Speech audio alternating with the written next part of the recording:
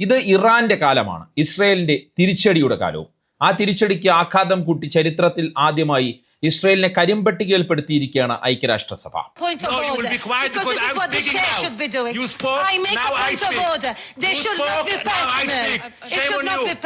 ഈ ദൃശ്യം കഴിഞ്ഞ ദിവസത്തെ UN വേദിയിൽ നിന്നുള്ളതാണ്. ഇസ്രയേലിനെ കരിമ്പട്ടികയിൽ ഉൾപ്പെടുത്തി റിപ്പോർട്ട് തയ്യാറാക്കിയ UN പ്രത്യേക പ്രതിനിധി പ്രമീള പാറ്റനെതിരെ ഇസ്രയേലിന്റെ പ്രതിനിധി ഡാനി ഡാനൻ അധിക്ഷേപ പരാമർശം നടത്തുകയും അതിനെതിരെ UN ഉദ്യോഗസ്ഥ വെനസ ഫ്രേസിയർ ഇടപെട്ടതുമാണ് നിങ്ങൾ കണ്ട ദൃശ്യത്തിലുള്ളത്.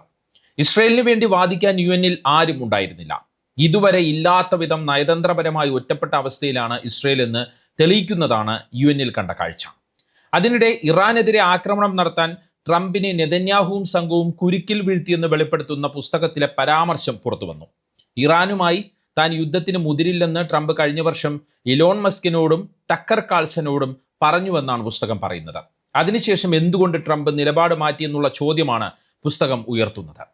ഇറാൻ യുദ്ധത്തിന് മുമ്പ് ഉണ്ടായിരുന്നതിനേക്കാൾ മോശം അവസ്ഥയിലാണ് അമേരിക്കയെന്ന് ആരോപിച്ച് മുൻ അമേരിക്കൻ പ്രസിഡന്റ് ബരാക് ഒബാമ രംഗത്ത് വന്നതും ട്രംപിനെ കുഴപ്പത്തിലാക്കുന്നുണ്ട്. ഒപ്പം ഇറാൻ സംഘർഷത്തോടെ ചൈന കരുത്താർജിച്ചു എന്ന റിപ്പോർട്ടുകളും ട്രംപിനെ അലോസരപ്പെടുത്തുകയാണ്. ഒരൊറ്റ വെടി പോലും ഉതിർക്കാതെ തന്നെ ഇറാൻ സംഘർഷത്തിൽ യഥാർത്ഥ വിജയായി മാറിയത് ചൈനയാണ് എന്നാണ് ജിയോ പൊളിറ്റിക്സ് വിദഗ്ധരെല്ലാം പറയുന്നത്.